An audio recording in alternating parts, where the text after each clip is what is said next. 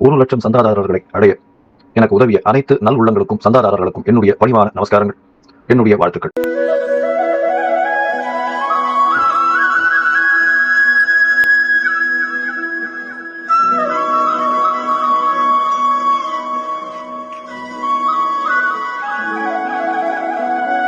ஞானானந்தமயம் தேவம் நிர்மலஸ்படிகாகிருதிம் ஆதாரம் சர்வ வித்யானாம் ஹயக்ரீவம் உபாஸ்மகே. நேயர்கள் அனைவருக்கும் அஸ்ட்ரோ KS ஐயங்காரின் பணிவான நமஸ்காரங்கள். சக்தி ஜோதிட குழுவின் சார்பாக அஸ்ட்ரோ KS ஐயங்கார் ஆகிய நானும் ஐயா ஹரிஹர சர்மா அவர்களும் சேர்ந்து வருட பலன் எப்படி இருக்குது அப்படின்றத பார்க்கலாம். அதாவது பராபவ வருஷம் அப்படின்றது தமிழ் வருஷத்தின் 40வது வருஷம். இந்த தமிழ் வருஷத்தின் 40வது வருஷத்தில் பிறக்கும் பொழுது, அதாவது 14/4/2026 14/4/2027 வரையில் உண்டான பலன்களை பற்றி இப்போ நம்ம பார்க்க போகிறோம்.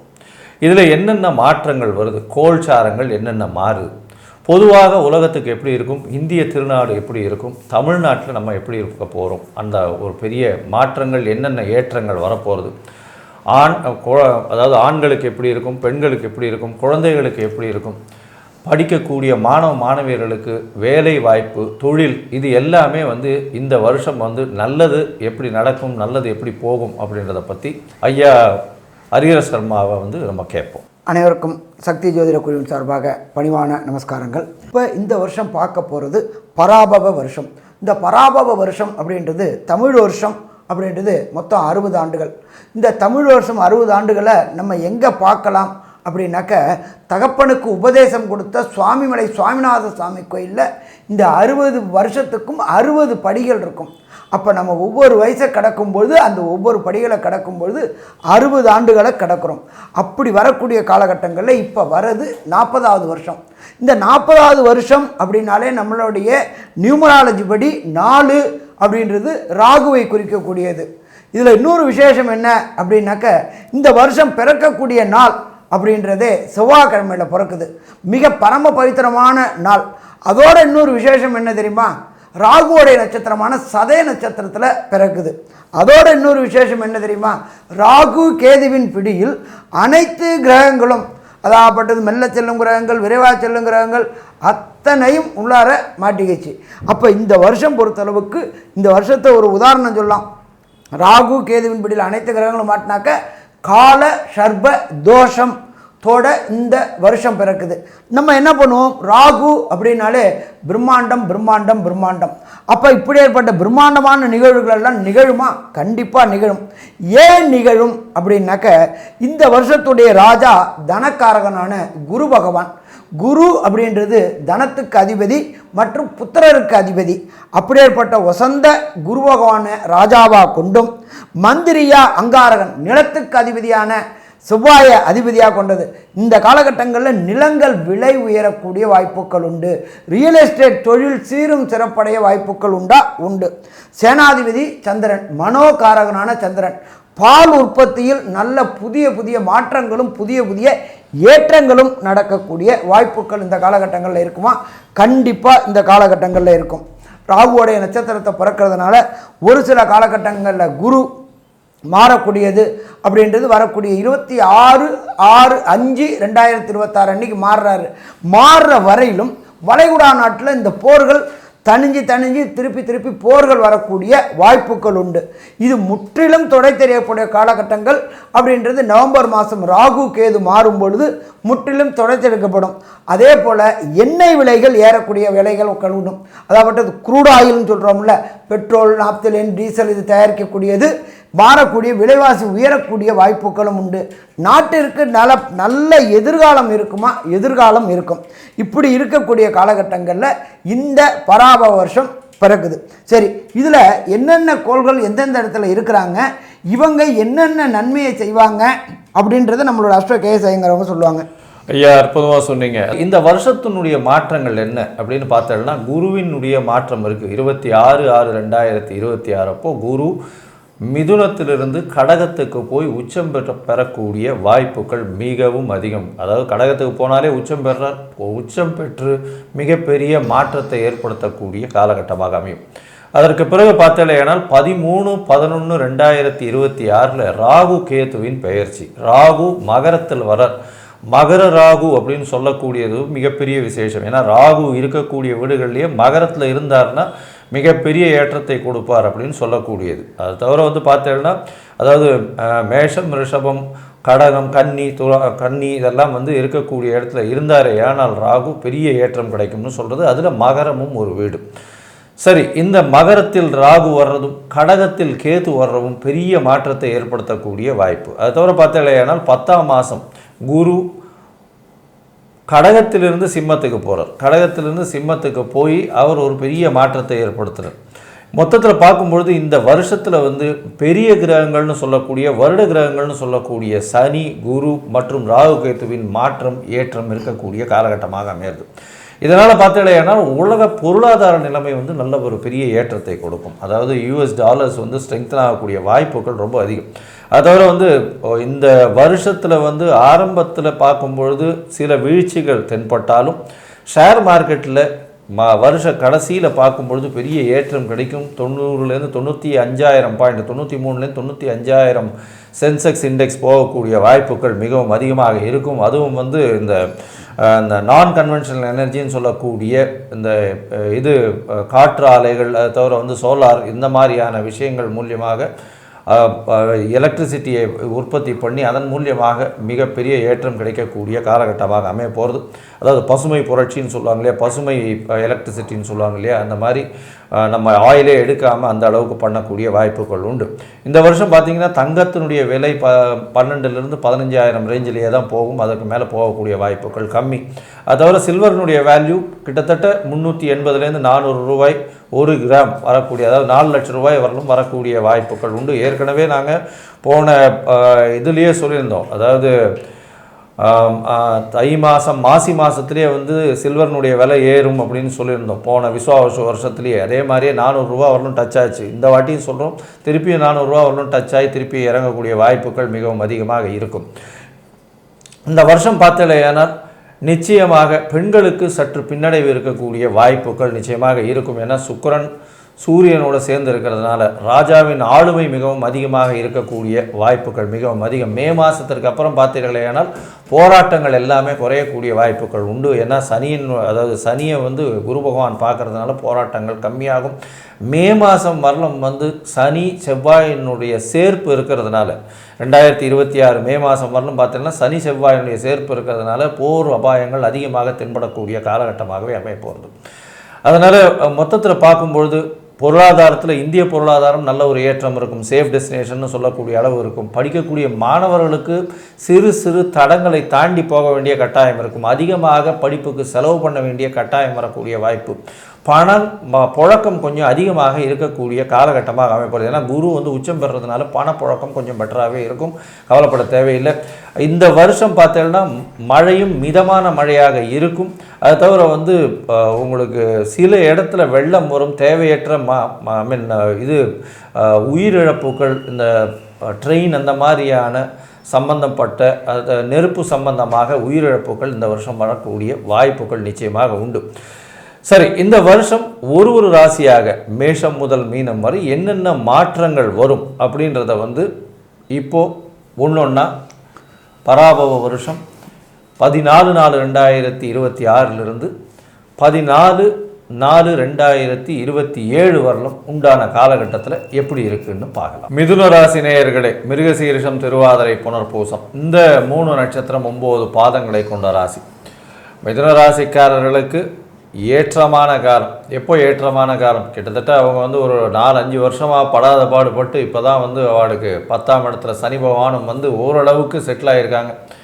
வேலையில் சில தடங்கல்கள் இருந்து அதெல்லாம் மாறி இப்போ தான் வந்திருக்காங்க. மிதுன ராசிக்காரர்களை பொறுத்தவரையிலும் ராசியில் குரு பகவான் இருக்கிறது கொஞ்சம் மனசில் கிளேசத்தை உண்டு பண்ணும். எந்த ஒரு விஷயத்தையும் முடிவு பண்ண முடியாத காலகட்டமாக அமையும். இந்த காலகட்டத்தில் பார்த்தீங்கன்னா உங்களுக்கு மே மாதத்திற்கு மேலே குரு மாறினதுக்கப்புறம் மிகப்பெரிய குதூகலம் இருக்கக்கூடிய வாய்ப்பு, உடல் நலத்தில் நல்ல ஒரு ஏற்றம் இருக்கும். உங்களுடைய ராசிக்கு பார்த்தீங்கன்னா மே மாதத்துக்குள்ளே திருமணத்துக்கு பார்த்து கொண்டு இருப்பவர்களுக்கு கண்டிப்பாக திருமண பாக்கியம் அமையும். அது தவிர குழந்தை பிராப்தி ஏற்படக்கூடிய வாய்ப்பு நிச்சயமாக இருக்கும். மனசில் வந்து சில பயம் இருந்துகிட்டே இருக்கும். ஏன்னா ராசியிலேயே குரு பகவான் இருக்கிறதுனால ஏதாவது தப்பாயிடுமோ அப்படி இப்படின்னு மனசில் பயந்துக்கிட்டே இருப்பீங்க. ஒரு தீர்க்கமான முடிவு எடுத்தாலும் சில நேரங்களில் அந்த முடிவை எடுக்கிறதுக்கு டைம் ஆகும். 2ஆம் இடத்துல குரு வரார் உங்களுக்கு. இந்த வருஷத்தில் பார்த்தீங்கன்னா வருஷ கிரகம்னு சொல்லக்கூடிய குரு பகவான் உங்களுடைய ராசிக்கு 2ஆம் இடத்துல போகிறது பெரிய விசேஷம். 2ஆம் இடத்துல போகும்போது பெரிய ஏற்றத்தை கொடுக்க போகிறார் அவர், சும்மா இல்லை. அதாவது குடும்பத்தில் நல்ல ஒரு ஏற்றம், பண வரவருக்கு பஞ்சம் இருக்காது. பார்ட்னர்ஷிப் பிஸ்னஸில் பார்த்தோம்னா பெரிய ஏற்றம் கிடைக்கக்கூடிய காலகட்டமாக அமைய போகிறது. பார்ட்னர்ஷிப் பிஸ்னஸில் அதிக முதலீடுகளும் போட வேண்டிய கட்டாயம் நிச்சயமாக வரக்கூடிய காலகட்டமாக இருக்கும். எதிர்பாலினத்தவர் மூலியமாக நல்ல ஒரு ஏற்றம் கிடைக்கும். குடும்பத்தில் பார்த்தீங்கன்னா நல்ல ஒரு சந்தோஷமான விஷயங்கள், பண வரவருக்கு பஞ்சம் இல்லாத காலகட்டமாக இந்த காலகட்டம் அமைய போகிறது. இந்த வருஷ கடைசியில், அதாவது இந்த நவம்பர் மாதம் வாக்கில் பார்த்தாலேயானால் ராகு பகவான் உங்களுடைய ராசிக்கு 8ஆம் இடத்துல போகிறார். 8ஆம் இடத்துல மறைந்த ராகு, அதுவும் உங்களுக்கு மகரத்தில் போய் இருக்கிறது பெரிய விசேஷம். எந்த இடத்துலேருந்து பணம் வருதுன்னே தெரியாமல் மறைந்த இடத்திலிருந்து பணம் வரக்கூடிய வாய்ப்புகள், கடல் கடந்து அதாவது வெளிநாட்டு பணங்கள் வரக்கூடிய வாய்ப்புகள் நிச்சயமாக இருக்கும். வெளிநாடு, வெளியூர், வெளிமாநிலம் சென்று வரக்கூடிய பாக்கியங்கள் இந்த காலகட்டத்தில் இருக்கும். இருந்தாலும் 2ஆம் இடத்துல இருக்கக்கூடிய கேது பேச்சில் சற்று பிரச்சனையை கிளப்புவார். நீங்கள் பேசுகிறது தவறாக புரிந்து கொள்ளப்படும். அதனால் கொஞ்சம் ஜாகிரதையாக பேச, ரொம்ப கம்மியாக பேசுகிறது ரொம்பவுமே நல்லது. சரி, இந்த வருஷத்தில் பார்த்தாலேயானால் சனி உங்களுடைய ராசிக்கு 10ஆம் இடத்துல வந்துட்டார். ஏற்கனவே பங்குனி மாதம் விஸ்வாவச வருஷத்திலே வந்துட்டார் அவர். அந்த சனியினுடைய 10ஆம் இடத்துல இருக்கக்கூடிய விளைவுகள் என்ன, குருவின் பார்வை சனி மேலே விழறது என்ன ஒரு ஏற்றத்தை கொடுக்கும் அப்படின்றத நம்ம ஐயா கிட்ட கேட்போம். ஐயா நல்லா அற்புதமாக சொன்னீங்க. எப்பொழுதுமே ஜோதிட சாஸ்திரத்தில் சொல்லியிருக்கிறது ஜென்மகுரு வனத்திலே, அதாகப்பட்டது இடமாற்றங்கள் கிடைக்கக்கூடிய வாய்ப்புகள் உண்டு. உத்தியோகத்தில் சில தடுமாற்றங்கள் இருக்கக்கூடிய வாய்ப்புகள் உண்டு. அது நீண்ட நாள் இருக்குமா அப்படின்னா நீண்ட நாள் இருக்காது. இந்த வருஷம் பிறந்ததுலேருந்து 26/5/2026 வரையிலும் தான் அது தடுமாற்றமான நிலை இருக்கும். உத்தியோகத்தில் எப்போதுமே ஜென்மகுரு வரும் பொழுது ஒரு பயம் கலந்த பதட்டம் வரும். உங்களுக்கும் உங்களுடைய மேலதிகாரிக்கும் டிஃப்ரெண்ட் ஆஃப் ஒப்பீனியன் வரக்கூடிய வாய்ப்புகள் உண்டு. ஒரு சில பேருக்கு இந்த ஜென்மகுரு நடக்கும்போது உத்தியோகம் பாதிக்கப்படக்கூடிய வாய்ப்புகளும் உண்டு. இது நான் என்னுடைய அனுபவத்திலேயே நிறையா பார்த்துருக்கேன். ஜென்மகுருவில் என்ன ஒரே ஒரு ஆறுதல் அப்படின்னாக்க, 10ஆம் இடத்தில் ஒரு பாப கிரகம் இருக்கணும் அப்படின்னு இருக்கிறாங்க. பாப கிரகமான சனி பகவான் அங்கே இருக்கிறாரு. அது ஒன்றே ஒன்று ஆறுதல். தொழில் செய்யக்கூடியவங்களுக்கு தொழில் ஸ்தானாதிபதியான சனி பகவானே அங்கே இருக்கிறது ரொம்ப ரொம்ப சிறப்பு. தொழிலில் இந்த பராபவ வருஷம் முடிஞ்சு அவர் குரு பகவான் 26/5/2026 அப்புறம் 2ஆம் இடத்துல உச்சம் பெற்றுட்டு, அந்த உச்சம் பெற்ற குரு பகவான் தன்னுடைய விசேஷ பார்வையாக தன்னுடைய வீடான மீனத்தையும் மீனத்தில் உள்ள சனியையும் பார்க்கும்பொழுது தொழிலில் ஏற்றமான நிலை இருக்கும்.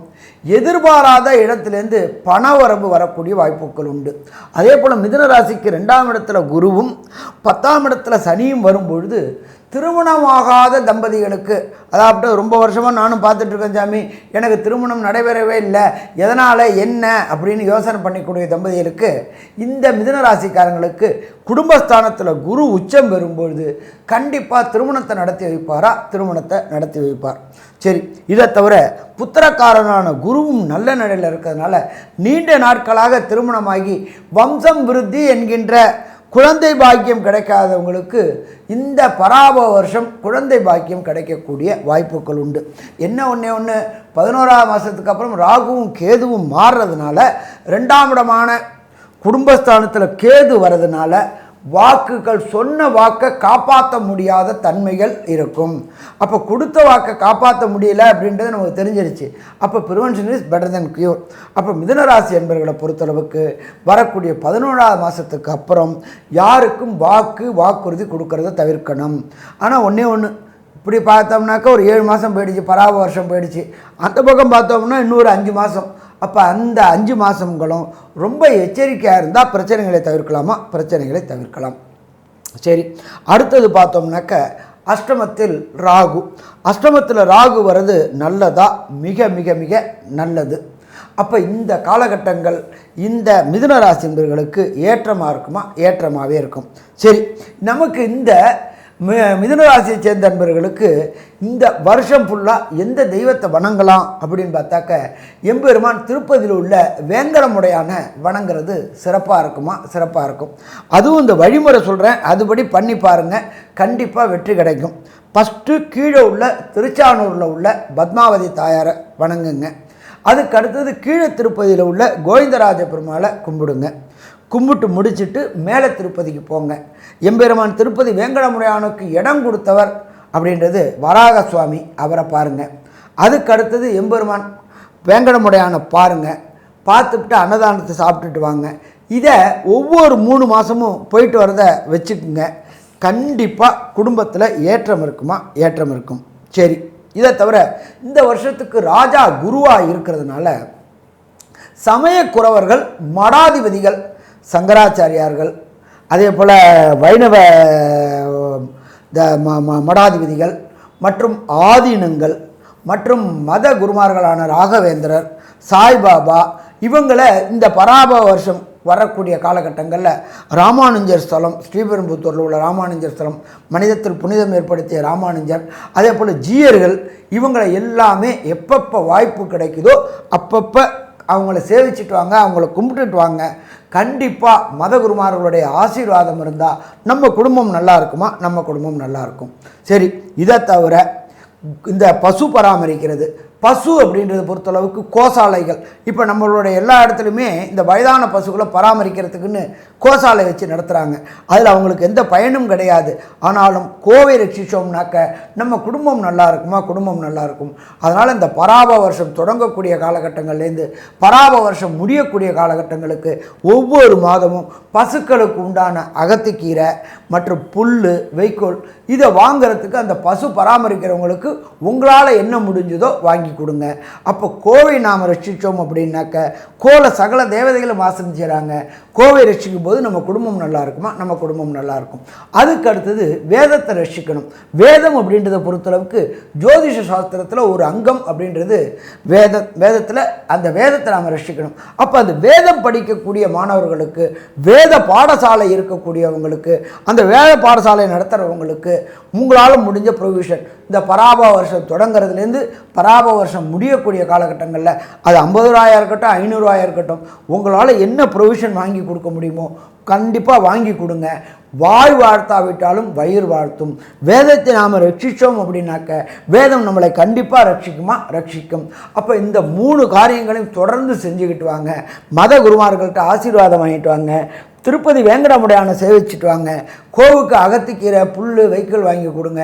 வேத பாடசாலைகளுக்கு பயிலக்கூடிய வேத பாடிய மாணவர்களுக்கு ப்ரொவிஷன்ஸ் வாங்கி கொடுங்க. இது எல்லாம் நடக்கும்போது நம்மளுடைய பிரச்சனைகள் அத்தனையும் சூரியனை கண்டோட்டி எப்படி பனி விலகுதோ அதே மாதிரி விலகுமா, விலகும். சரி, இந்த மிதுன ராசி என்பவர்களுக்கு பராப வருஷம் எப்படி இருக்கும் அப்படின்றத கன்க்ளூஷனாக நம்மளோட அஸ்ட்ரோ கேஎஸ் ஐயங்கிறவங்க சொல்லுவாங்க. ஐயா, அற்புதமாக சொன்னீங்க. மிதுன ராசியை பொறுத்தவரையிலும் திருமணமாகக்கூடிய வாய்ப்பு, குழந்தை பிராப்தி உண்டு, வெளிநாட்டில் போய் படிக்கக்கூடிய காலகட்டமாக அமைய போகிறது. குரு மாற்றத்திற்கு பிறகு குடும்பத்தில் நல்ல குதூகலம் இருக்கும். பண வருமானத்திற்கு கம்மி இருக்காது, பணம் மிக அதிகமாக வரக்கூடிய வாய்ப்பு. தொழிலில் மிகப்பெரிய முன்னேற்றம் இருக்கும். தொழிலில் பெரிய ஏற்றம் இருக்கக்கூடிய காலகட்டமாக இருக்கும். வெளிநாடு வெளியூர் போயிட்டு வரக்கூடிய காலகட்டம் இந்த காலகட்டத்தில் அமைய போகிறது. வெளிநாட்டில் வந்து ஷார்ட் ட்ரிப் போயிட்டு வரக்கூடிய பாக்கியங்கள் இந்த வருஷத்தில், இந்த பராபவ வருஷத்தில் அமைய போகிறது. படிக்கக்கூடிய மாணவர்கள் போட்டித் தேர்வில் நல்ல ஒரு ஏற்றத்தை கிடைக்கும். போட்டித் தேர்வில் நல்ல ஒரு வெற்றி பெறக்கூடிய வாய்ப்புகள் நிச்சயமாக இருக்கும். வெளிநாட்டுக்கு போய் படிக்கக்கூடிய காலேஜஸ் நிச்சயமாக நல்ல ஒரு ஏற்றத்தை கொடுக்கக்கூடிய வாய்ப்புகள் நிச்சயமாக இருக்கும். அது தவிர பார்த்தாலேயானால் தொழில் ஸ்தானத்தில் 10ஆம் இடத்தில் ஒரு பாவியாவது இருக்கணுன்றது ஜோதிட சாஸ்திரம். 10ஆம் இடத்துல பார்த்தாலேயானால் சனி பகவானே இருக்கார். கர்மகாரகனே போய் கர்மஸ்தானத்தில் போய் உட்கார்றது பெரிய ஏற்றத்தை கொடுக்கும். தொழிலில் வந்து மிகப்பெரிய மாறுதல்களை செய்வீங்க. நல்ல ஒரு ஏற்றத்தை கொடுக்கக்கூடிய காலகட்டமாக அமையும். உங்களுடைய ராசிக்கு பார்த்தீங்கன்னா பேச்சில் ரொம்ப ஜாகிரதையாக இருக்கணும். அதாவது நவம்பர் மாதத்துக்கு அப்புறம் வந்து கொஞ்சம் மிதுன ராசிக்காரர்கள் பேச்சில் ரொம்ப கவனத்தோடு இருக்கிறது நல்லது. தேவையற்ற பேச்சுக்கள், காசிப்ஸ் பண்ணுறதெல்லாம் நல்லது கிடையாது. அதை தவிர யாருக்கும் ஜாமீன் கையெழுத்து போடுறது, உத்தரவாதம் பண்ணுறது இதெல்லாம் வச்சுக்காதீங்க. அது உங்களை கொண்டு போய் பிரச்சனையில் மாட்டி விடும். இந்த காலகட்டத்தில் பொறுமையாக இருக்கிறது நல்லது. அதை தவிர 8ஆம் இடத்துல இருக்கக்கூடிய ராகு உங்களுக்கு பெரிய ஏற்றத்தை கொடுப்பார். மறைந்த இடத்திலிருந்து திடீர் செல்வங்கள் வரக்கூடிய வாய்ப்பு, வெளிநாடு வெளியூரிலிருந்து வெளிநாட்டு கரன்சிஸ் வரக்கூடிய வாய்ப்புகள் நிச்சயமாக உண்டு.